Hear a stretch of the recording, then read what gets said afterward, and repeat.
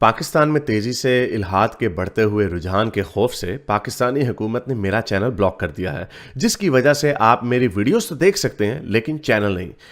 इसको दूर करने के लिए आप YouTube पर अपनी प्रोफाइल पर क्लिक कीजिए और अपनी लोकेशन को पाकिस्तान से बदलकर कोई और मुहज्जब मुल्क जहां आज़ादी सोच पर कोई पाबंदी नहीं उसे चूज कर लें। अगर आप आईफोन यूज करते हैं तो इसी तरह अपनी प्रोफाइल पर टैप करें, फिर सेटिंग्स में जाएं, फिर जनरल और फिर लोकेशन से कोई अच्छा सा मुहज्जब मुल्क चूज कर लें। अगर आप एंड्रॉयड इस्तेमाल करते हैं तो उधर भी लोकेशन चेंज कर सकते हैं।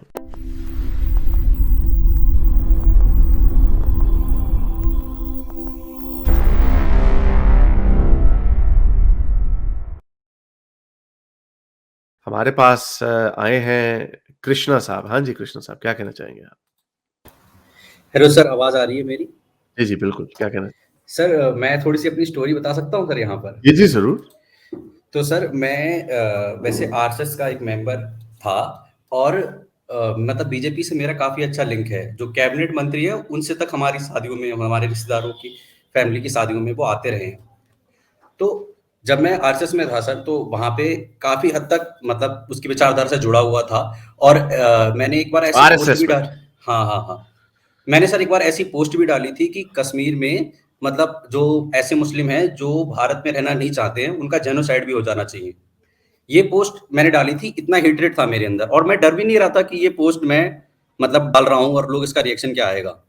और जैसे बांग्लादेशी घुसपैठ के अगेंस्ट भी मैंने प्रोटेस्ट किया था और सर एक बार राम सेतु मंदिर तोड़ने की बात आ रही थी, तो उसमें भी मैंने प्रोटेस्ट किया था। तो मतलब मैं काफ़ी एक्टिव मेंबर था। लेकिन सर एक प्रश्न था जो हमेशा मेरे दिमाग में आता रहता था कि सर ये जो रामायण की कहानी है और ये जो हम आदि मानव यानी अर्ली मैन्स पढ़ते हैं, इन दोनों में से पहले क्या था? कि रामायण पहले हुई थी या ये हुई थी? क्योंकि रामायण तो मुझे हिस्ट्री लगती थी।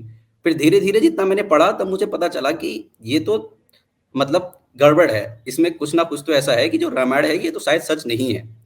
फिर एक मूवी आई थी जो रोड टू संगम है, वो बहुत ही अच्छी मूवी है। मैं भी ये कर कहूँगा कि जो भी इंडियन हैं, जो महात्मा गांधी से चिढ़ते हैं या मुसलमानों से चिढ़ते हैं, उनको एक बार रोड टू संगम ज़रूर देखनी चाहिए।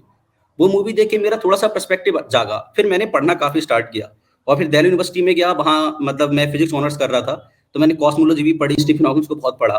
तब तब मेरा थोड़ा-सा दिमाग खुला और तब मुझे एक चीज़ मुझे जो लगी, ये मेरा अपना खुद का विचार है कि जो आरएसएस है, मैं उसको एज़ अ मुस्लिम लीग ही मानता हूँ। मतलब मुस्लिम लीग का एक दूसरा वर्ज़न है जो इंडिया में है। अगर उनकी बातें भी पढ़ें तो उनका भी दो कौमी तराना था कि वो भी कहते थे कि हाँ, हिंदू-मुस्लिम साथ-साथ नहीं है। योगी आदित्यनाथ का भी बयान है कि हिंदू-मुस्लिम की संस्कृति अलग-अलग है, दोनों साथ नहीं रह सकते। तो इंडिया में जो आरएसएस है, उसका जो क्रिटिसिज़्म है, वो ये लोग कहते हैं कि ये फ़ासिस्ट पार्टी है और हिटलर की जैसी पार्टी है, जबकि इंडिया में हिटलर की इमेज तो और पॉज़िटिव है। तो अगर आप ऐसा कहेंगे तो उससे कोई फ़र्क नहीं पड़ेगा। लेकिन जब आप उनको यही बताएँगे कि अच्छा ये वो ही काम करना चाह रही है, जो मुस्लिम लीग करना चाह रही थी। उन्होंने मिलके सरकारें भी चलाई हैं, मतलब जो 1930 में जो इलेक्शन हुए थे उसमें हिंदू महासभा और इन्होंने मिलके सरकारें भी चलाई हैं पंजाब में और क्या कहते हैं बंगाल में। तो अगर ये पर्सपेक्टिव हम यहाँ पे दें, तो शायद लोगों को थोड़ा समझ में आए। और दूसरी बात एक और, जब श्रीलंका है, श्रीलंका ने वो सब कर लिया है जो आरएसएस करना चाह रही थी। हिंदी वो चाहते थे कि हम सिंगला को राष्ट्रभाषा बनाएँ, मतलब नेशनल लैंग्वेज बनाएँ। सेम इंडिया भी आरएसएस चाहती है कि हिंदी को राष्ट्रभाषा बनाएँ। जो बुद्धिस्ट लोग चाहते थे वहाँ की बुद्धिज़्म को कंट्री बना दिया जाए, मतलब बुद्धिस्ट कंट्री बना दिया श्रीलंका को। सेम इंडिया वाले भी चाहते हैं कि हिंदू कंट्री बना दिया जाए। ऐसे ही जैसे श्रीलंका का बुद्धिज़्म है, ऐसे ही इंडिया में हिंदू राष्ट्र बना दिया जाए। उसकी वजह से श्रीलंका की हालत इतनी खराब हुई कि 10 साल, 20 साल वहाँ लड़ाई चली, सिविल वॉर हुआ और आज जाके वो कंट्री बैंकरप्ट होने की कगार पे आ गई है। तो अगर हम भी वही करेंगे, तो हमारे जो बाउंड्री पे इलाके हैं, जैसे नॉर्थ ईस्ट है या फिर हमारा जो तमिल एरिया है या हमारे जो सरदार हैं या फिर हमारा जो कश्मीर है, वहाँ कॉन्फ्लिक्ट बढ़ेंगे। अगर हम अपना हिंदू राष्ट्र बनाने की कोशिश करेंगे, तो उसपे हमें ऊपर आर्थिक प्रतिबंध लगेंगे, हमारे यहाँ लड़ाई ज़्यादा होगी। तो उसका असर यही होगा कि हमारी इकोनॉमिक ग्रोथ जो हो सकती है अच्छी तरीके से, वो नहीं होगी। फिर सबको नुकसान होगा, हिंदुओं को भी नुकसान होगा, मुसलमानों को भी नुकसान होगा। पर जो आरएसएस में है, वो कुछ देखना ही नहीं चाहते, मतलब वो कुछ सुनना समझना ही नहीं चाहते। उनको तो अगर मैं बात आप मुझे ये बताएं कि चलें, अच्छा कि आपने कहानी बता दी। दोबारा भी डिटेल से बताते रहिएगा, लेकिन अब कुछ सवाल आ रहे हैं मेरे ज़हन में। हाँ, ये हाँ। क्या वजह है जी? मैं हमेशा से कहता हूँ कि जितने भी लोग नेशनलिज्म, जिंगोइज्म, ट्राइबलिज्म के अंदर घुसते चले जाते हैं, अपने कल्चर, ट्रेडिशन, अपनी अलायंस जो है अपनी एथनिसिटी या किसी भी तरह की नेशनलिज्म हो। नेशनलिज्म तो एक मॉडर्न वर्ड है, लेकिन ट्राइबलिज्म जो एक है कॉन्सेप्ट है, जितने लोग उसके अंदर होते हैं वो लोग उतने ही बैकवर्ड और मॉडर्निटी को एक्सेप्ट करने से रिफ्यूज क्यों करते हैं। और उसकी वजह से जाहिर बात है, अगर मैं अपने आप को बेहतर समझूंगा तो मैं अपने से जो ऑपोजिट है उसको अपने से कमतर समझूंगा। यही मुसलमानों में है, और यही हम देखते हैं टुन्नियों, जिनको हम टुन्नी कहते हैं, वो सुन्नी टुन्नी है, ये सना टुन्नी है। हम इनको देखते हैं कि इनमें एक बात हम हमेशा से कहते हैं कि हिंदुइज्म में, क्योंकि एक उसकी हिस्ट्री ऐसी वाइब्रेंट थी कि जो जिनको मैं टुन्नी बोलता हूं वो एक छोटी कम्युनिटी है, लेकिन वो कम्युनिटी अब बढ़ती जा रही है, क्योंकि एक टॉलरेंस जो हिंदुइज्म में जो थी, एक्सेप्टिंग अदर पीपल, वो ना ज्यादा जंगजू नहीं थे, ज्यादा लड़ते दौड़ते नहीं थे, उनके अंदर जो टॉलरेंस थी वो खत्म हो गई। उसकी आपने कहा आप आरएसएस में है, आपने ये भी हवाला दिया हिटलर को भी आइडलाइज किया जाता है इन लोगों में। आपको क्या ये एको चेंबर बन जाता है? जब आप आरएसएस के में थे, मेंबर थे, जब आप आरएसएस में थे,